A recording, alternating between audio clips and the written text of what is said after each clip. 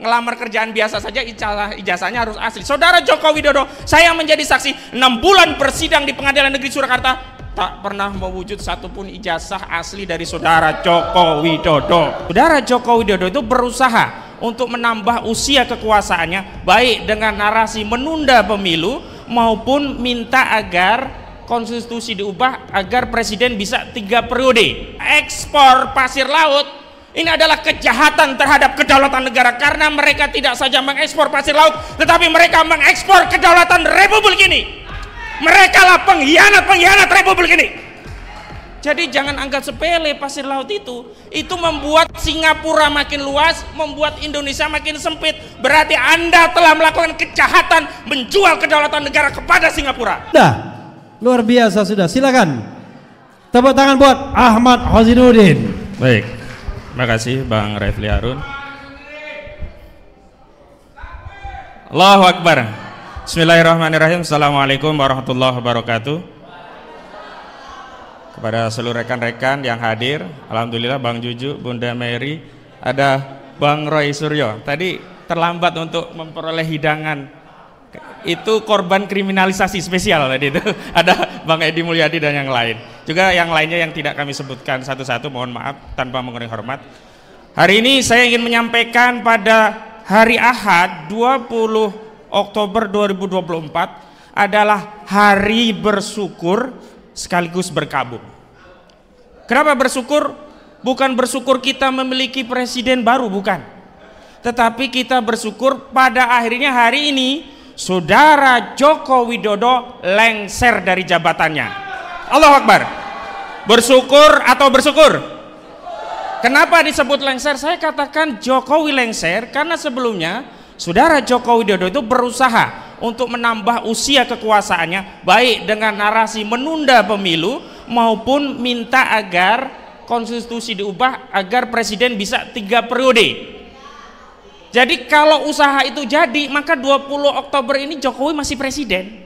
Karena itu kita bersyukur. Kenapa? Jokowi lengser tanggal 20 Oktober ini. Alhamdulillah. Yang kedua, saat saya mengatakan bersyukur atas lengsernya foto ini ya, siapa ini? Jokowi. Pada saat yang sama hari ini adalah hari berkabung nasional. Apa? Hari berkabung. Karena apa? Karena ternyata Fufu Fafa tetap saja dilantik menjadi wakil presiden Republik Indonesia. Kita ini 280 loh, di dalamnya ada Bang Refli Harun, ada Bang Juju Purwantoro, ada juga ya Bang Roy Suryo, tapi ternyata yang jadi wakil presiden adalah Fufu Fafa. Luar biasa ini. Sepertinya NKRI ini kehilangan stok anak muda atau putra terbaik bangsa kita untuk melanjutkan estafet kepemimpinan nasional. Saya kira ya wapres-wapres terdahulu mendiang wapres Pak Sudarmono ya, orang-orang hebat terdahulu Pak Adam Malik, ada Pak Arboko, ada kalau yang masih hidup Pak Trisno. Beliau pasti sikap batinnya ngenesere. Zaman kumbien jadi wakil presiden itu kudune koyo aku tentara jenderal, kok saiki yang jadi wapres Fufu Fafa. Jadi saya tegaskan hari ini adalah hari bersyukur sekaligus berkabung. Karena itu hari ini kita juga harus meneguhkan komitmen terhadap 2 hal. Yang pertama, komitmen kita adalah melanjutkan tuntutan kepada saudara Joko Widodo atas segala kesalahannya, kejahatannya, kejalibannya, ketidakadilannya selama dia memimpin Republik ini menjadi Presiden Republik Indonesia. Setuju? Jadi begitu lengser jangan dianggap selesai urusan. Tidak, yang selesai itu hanya jabatannya, urusannya belum selesai. Sudah dimulai tuntutan terkait hak keperdataan, sudah dimulai oleh Habib Rizik Syihab, Edi Mulyadi dan yang lainnya dengan gugatan perdata di Pengadilan Negeri Jakarta Pusat. Itu gugatan yang berkaitan dengan hak keperdataan. Padahal saudara Jokowi ini ada masalah yang lainnya.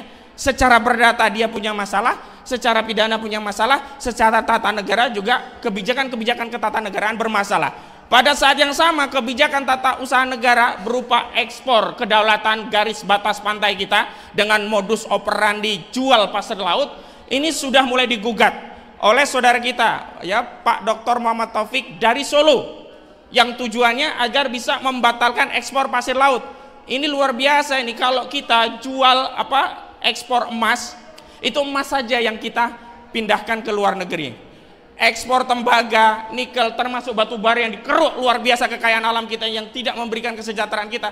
Oke, itu merugikan, tapi itu hanya batu baranya saja yang dikirim ke luar negeri. Tapi kalau ekspor pasir laut, ini adalah kejahatan terhadap kedaulatan negara, karena mereka tidak saja mengekspor pasir laut, tetapi mereka mengekspor kedaulatan Republik ini. Mereka lah pengkhianat Republik ini. Jadi jangan anggap sepele pasir laut itu membuat Singapura makin luas, membuat Indonesia makin sempit. Berarti Anda telah melakukan kejahatan menjual kedaulatan negara kepada Singapura.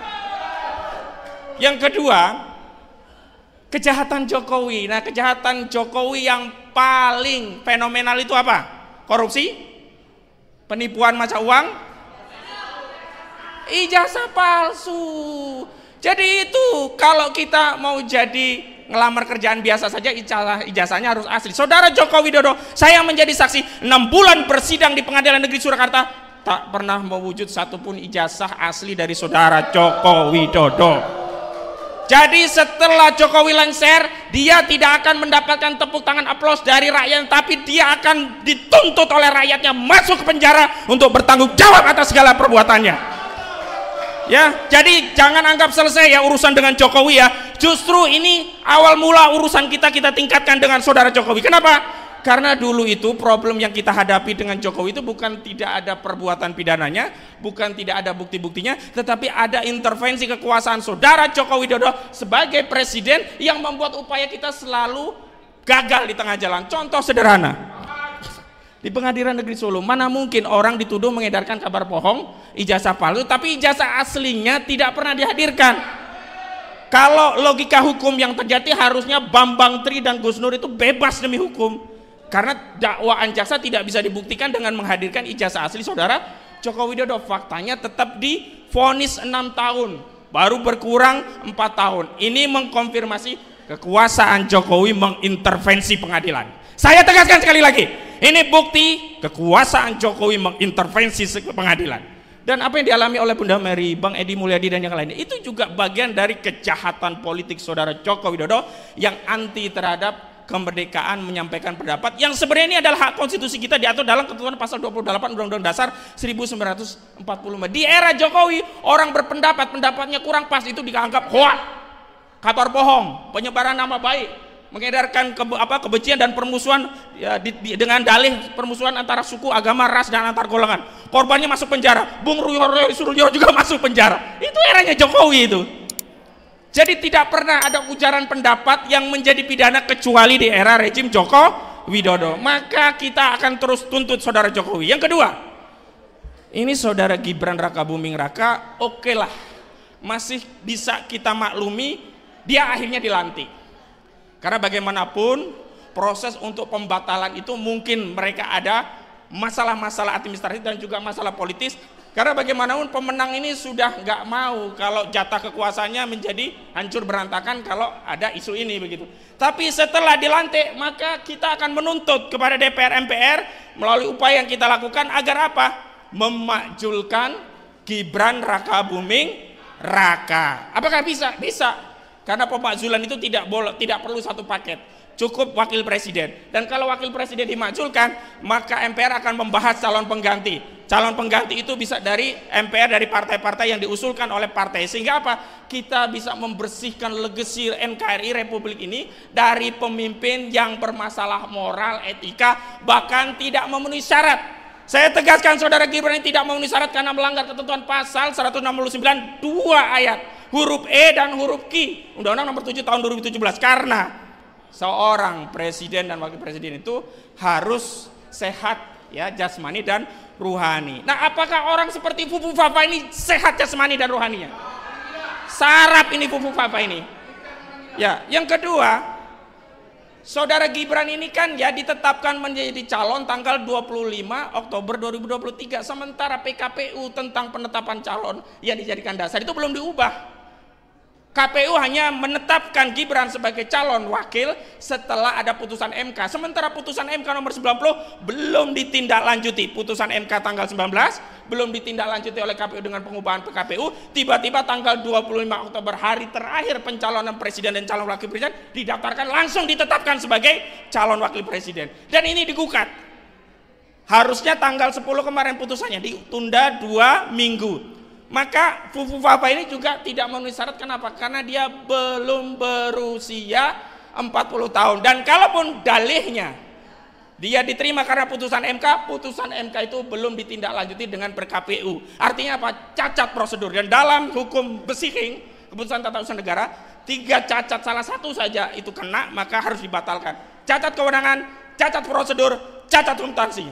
Secara kewenangan memang KPU berwenang untuk menetapkan Fufu Fafa sebagai calon wakil presiden. Tetapi secara prosedur KPU bermasalah, cacat prosedur karena menerima dan menetapkan Fufu Fafa sebagai calon wakil presiden, padahal KPU belum melakukan proses harmonisasi peraturan perundangan dengan mengubah per KPU-nya. Baru diubah setelah tanggal 3 November. Jadi saya ingatkan 2 hal ini yang penting.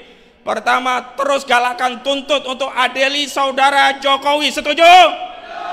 Yang kedua, tuntut agar Fufu Fafa dimakzulkan. Setuju? Wassalamualaikum warahmatullahi wabarakatuh.